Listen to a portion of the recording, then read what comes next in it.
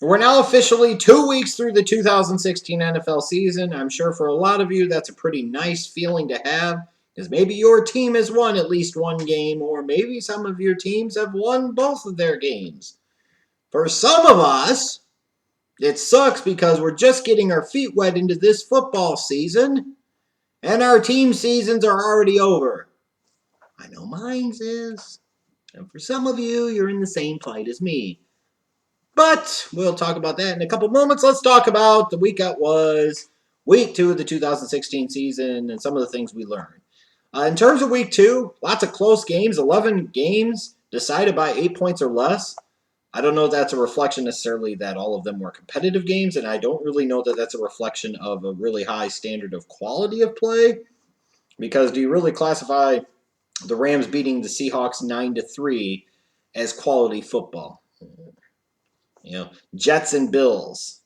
The games that might have entertaining finishes and close scores, but are they really well played football games? No. That's what kind of sucks is you get lots of close competitive games, but that doesn't mean they're good. And so far, I have not been that impressed with the overall product put on the field by the NFL so far in 2016. It is what it is. Now we're 2 weeks through the year. I believe you've got 8 teams at 2-0, 16 teams at 1-1, and 8 teams at 0-2. Now, out of those 0-2 teams, do any of those teams really have any realistic hopes of being able to get themselves into the playoff mix? I think a couple of teams do, but not many. For a lot of these teams, frankly, it's an indication their season is over already. Now, you can't just pack it in and forget about the last 14 games. Or maybe they should. I don't know. In terms of the 0-2 teams where it's over, the Buffalo Bills. I tried to warn you about Rex Ryan. All you Bills fans that bought into the media bullshit, suck my motherfucking cock. I was right, you're wrong, eat shit. How does 0-2 taste? What a joke. 2 weeks into the year, with their defense getting lit up by the Jets, they fire their offensive coordinator. Because the Bills are stupid. They deserve to not make the playoffs again this year, and Rex Ryan, mercifully for Bills fans, will be gone soon fucking enough. The Cleveland Browns season was over, frankly, before it started. Why sit there and have the franchise quarterback Carson Wentz fall into your lap and actually take him? You value draft picks, and because you don't know what the fuck you're doing, you decide, you don't want to learn from your history, you just want to be doomed to repeat it. The Cleveland Browns this time found a way. Instead of having Carson Wentz make them look foolish in week 1, they decided to make themselves look foolish by blowing a 20-2 lead against the Baltimore Ravens. Oopsie daisies, 0-2, season done. Number 1 pick, Browns fans hope. Here we come! The Chicago Bears. Embarrassing loss on Monday night against the Eagles. They're 0-2. So much for that year 2 progression under John Fox that he historically had in Carolina and Denver, right? This team doesn't look like they have much in the way of fire or passion. There's not really a lot of reason to be excited about it. As long as you continue to trot out there Jay Cutler, you're never really getting anywhere in terms of any type of rebuilding project. Their offensive line can't block. Their wide receivers are mediocre and inconsistent. There's not a lot of running game there. Their defense, which is supposed to be built to get after the quarterback, really doesn't get after the quarterback. And their secondary, frankly, is a bunch of no-name jobbers. That's the Chicago Bears. When does the seat start to get warm for John Fox? They continue to play this way. It needs to heat up sooner rather than later. The New Orleans Saints, they've been competitive in their first 2 games, but they're 0-2 for a reason. They're just not a very good football team. They're going to probably continue to find ways to lose games they maybe should win, and that's what bad teams do. I think their season's done. The Redskins, same thing, 0-2. Cousins is trying to sit there and prove that he's worth a big-time deal, and he's just not, and he's going to prove it this year. In the first 2 weeks, he kind of already has. This is a Redskins team that's not committed to running the football. They're struggling on defense. They're going to be a mediocre team this year. The Miami Dolphins fought back well against the Patriots in week 2, but they're not ready for prime time. So they're 0-2. They'll probably be one of the best of these 0-2 teams, but they're not going to make the playoffs. I think the 2 teams that at 0-2 still have hopes and a chance are the Colts and the Jaguars. Maybe the Colts could get healthy in the defensive backfield, and maybe once they get into AFC South divisional play, they can really make some hay there. So they're not out of the mix, even at 0-2. And frankly, the same thing for the Jacksonville Jaguars. That week 2 loss in San Diego was embarrassing, and they're sitting at 0-2, but they look pretty competitive against the Packers in week number 1. And they haven't started the docket of AFC South games. Once you get into the AFC South, if the Jaguars can handle their business in the AFC South and a couple of other games, they're right in the mix and they could still win that division. So, out of all the 0-2 teams, if you're a Colts fan or a Jaguars fan, there's still reason for hope this season. They still have a chance, as much because of the circumstance of the division that they play in as much as anything else, but the chance is there. You know, I don't think the Houston Texans are going to run away with that division. I wouldn't think. I could be wrong at this moment, but there's still a chance. And I think those two teams still have a chance. A couple of teams that are sitting at 1-1, though, I think fans should have a concern about. The Jets are 1-1. Is it really impressive that they beat a crappy Bills team on Monday night in Buffalo or Thursday night in Buffalo? Not really, especially when you consider their next 4 games are at Kansas City. They host Seattle, then they go to Pittsburgh, and they go to Arizona. 3 of the next 4 on the road, all 4 against playoff teams from last year. The Jets are staring a 1-5 start in the fucking face. They're staring right down that barrel. The Green Bay Packers at 1-1. Their offense just doesn't have that same it factor, that pop, that wow, that explosiveness. Is Aaron Rodgers losing a little bit? Is it just the fact that Jordy Nelson's not all the way back from the ACL? Is something wrong with Randall Cobb because he doesn't look nearly as explosive as he once did? There's just something missing with the Packers.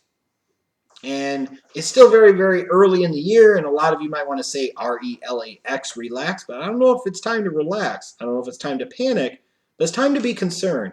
And it's especially time to be concerned if you're a Seahawks fan. Maybe you're happy with your defense the first 2 weeks, but the fact is, through 2 weeks, your offense has scored 1 touchdown. 1 touchdown. Russell Wilson's supposed to be a franchise quarterback, and many argue that he's an elite NFL quarterback. Typically, teams with elite NFL quarterbacks don't score 1 measly touchdown in 2 games. Just doesn't happen. You know, while your defense is playing really, really well, the fact is they played 2 less than stellar offenses in Miami and particularly in the Los Angeles Rams, so how much does that really mean and matter at this moment? The Seahawks, 1-1, you know, it doesn't look that good for them right now. They need to figure shit out in a big hurry, and they need to score some damn points. Winners and losers from this week. The Patriots win another game without Tom Brady and Rob Gronkowski. You know, even with Garoppolo going down, when he did play, he looked very, very good. The Patriots are 2-0. That's got to be a victory. You know, they've got to be winners. The Denver Broncos, same thing. You know, maybe some of us, like me, were just a little bit lower on them than we should have been. But I did reference the fact that, you know, because they were starting Trevor Siemian, it really wasn't a downgrade to 2015 Peyton Manning. It really wasn't. And if he turns the ball over less, it'd still be a really good competitive team. And they are. And they handled business at home against the Colts. They're 2-0. You know, they got their first 2 games at home, but they're 2-0. And they got to feel good about themselves, as do the New York Giants. They found a different way to win on Sunday with defense and special teams.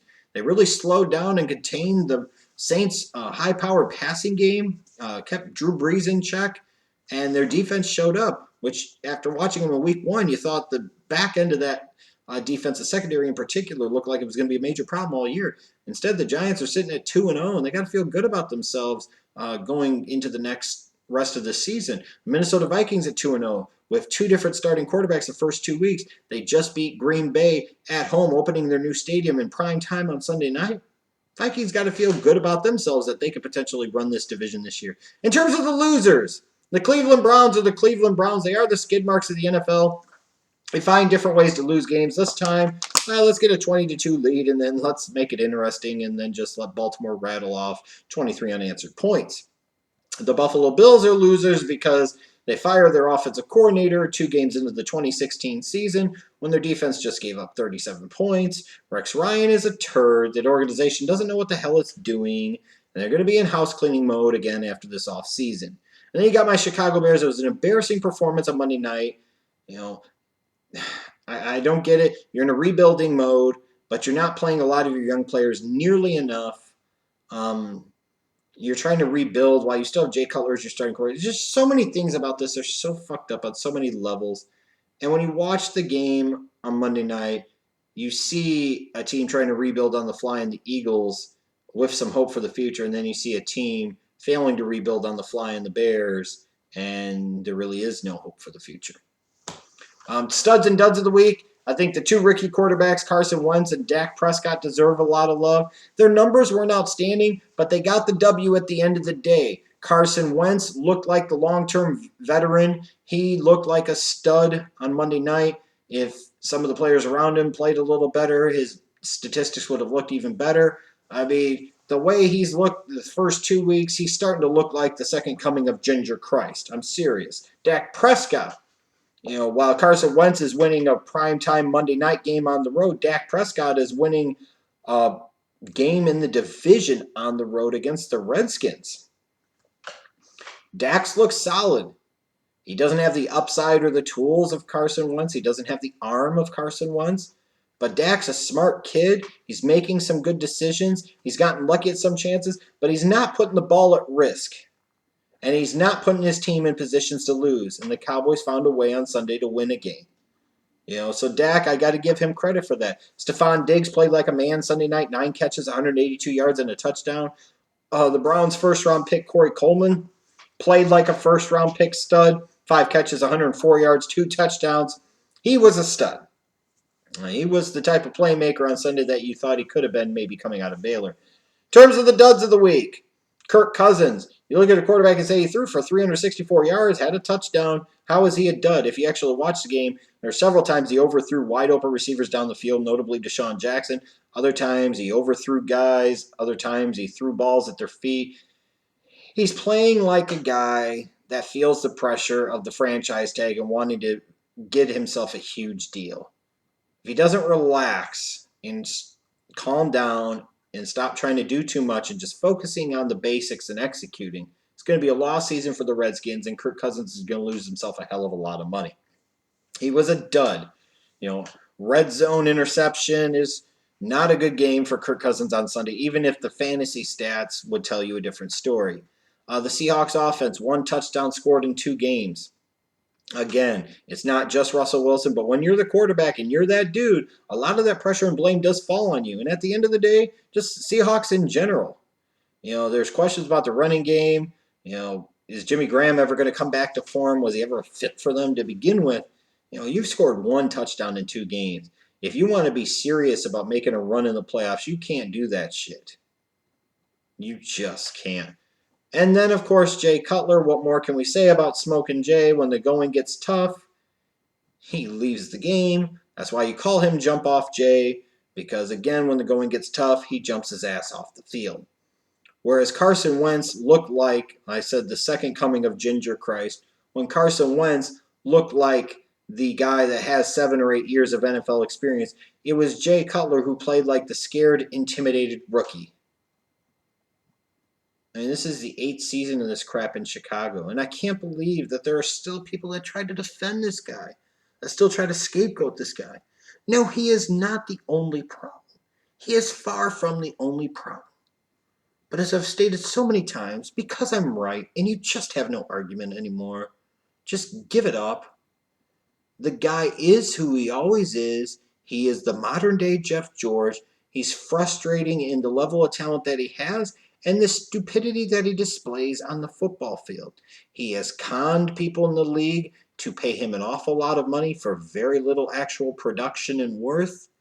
That is who Cutler is. And Jesus Christ, when we talk about the thing, well, he's had 6 offensive coordinators now in his 8th season. Did we ever think that part of the reason this asshat has had 6 offensive coordinators now is because he runs those offensive coordinators out of their fucking jobs?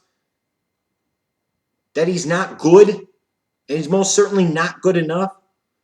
Like, you watch Carson Wentz and the quality of coaching he receives from Doug Peterson and Frank Reich, and it's obvious.